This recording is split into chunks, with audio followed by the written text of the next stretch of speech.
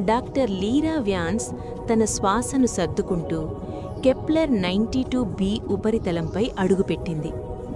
స్వల్పంగా ప్రకాశించే ఆ లావెండర్ ప్రపంచంలో గాలి అయనైజ్డ్ ధూళితో మెరిసింది. నేల మాత్రం సున్నితంగా తడతడలాడుతూ గ్రహానికే హృదయస్పందన ఉన్నట్టుగా అనిపించింది. శతాబ్దాల పాటు శాస్త్రవేత్తలు ఈ గ్రహం పూర్తిగా వెలవెలబోయిందని నమ్మేవారు. కాని ఒకరోజు ఒక ప్రోబ్ విచిత్ర సంకేతం కనిపెట్టింది. అగ్నిపర్వత రాళ్ల లోతుల్లో తక్కువ పరిమాణంలో ఆక్సిజన్. లీరా స్కానర్ చూపించిన దిశగా వెళ్లి ఒక పొడవైన చీలిక వద్దకు చేరుకుంది. అక్కడ సాయంకాలంలో వెలిగే దీపంలా మృదువుగా ప్రకాశిస్తున్న ఒక స్ఫటిక క్యాప్స్యూల్ కనిపించింది. దాని ఉపరితలం మృదువుగా, వెచ్చగా, జీవంతో నిండినట్టుగా అనిపించింది. చివరి విత్తనం, ఆమె నెమ్మదిగా పలికింది.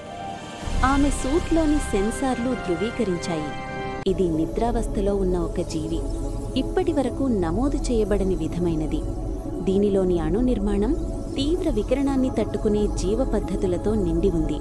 మరణిస్తున్న గ్రహానికి తగినట్టుగా పరిణామం చెందిన జీవరాశి.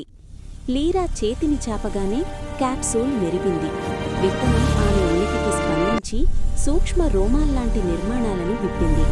అవి ఆమె చేతి చుట్టూ గాలిని పరీక్షిస్తూ ఆమె జీవరసాయనాన్ని విశ్లేషిస్తున్నాయి. అచానత్తుగా ఒక మృదు నీలిరంగు కాంతి విత్తనం నుంచి పైకి ఎగిసి గాలిలో అణు నిర్మాణాలు, జీవ సంకేతాలు, పరిణామ చిత్రాలు, ఒకప్పుడు విరాజిల్లిన జాతి యొక్క చరిత్రను ప్రదర్శించింది. ఇది మనకు నేర్పిస్తోంది, లీరా గ్రహించింది. ఇది కేవలం జీవం కాదు, ఇది జ్ఞాపకం. విత్తనం మరోసారి తేలికగా పల్సైంది, ఒక ప్రశ్న అడిగినట్లుగా. ఈ జీవరాశి జీవించాలంటే కొత్త నివాసం కావాలని లీరా అర్థం చేసుకుంది. ఆమె స్ఫటిక క్యాప్స్యూల్ను జాగ్రత్తగా చేతిలోకి తీసుకుంది. గ్రహపు ఊదా రంగు ధూళి ఆమె చుట్టూ మృదువుగా తిరుగుతూ ధన్యవాదం చెప్పినట్టుగా అనిపించింది. ఆందోళన పడకు, ఆమె మృదువుగా చెప్పింది. నీ కథ ముగియడం లేదు, మళ్లీ మొదలవుతోంది.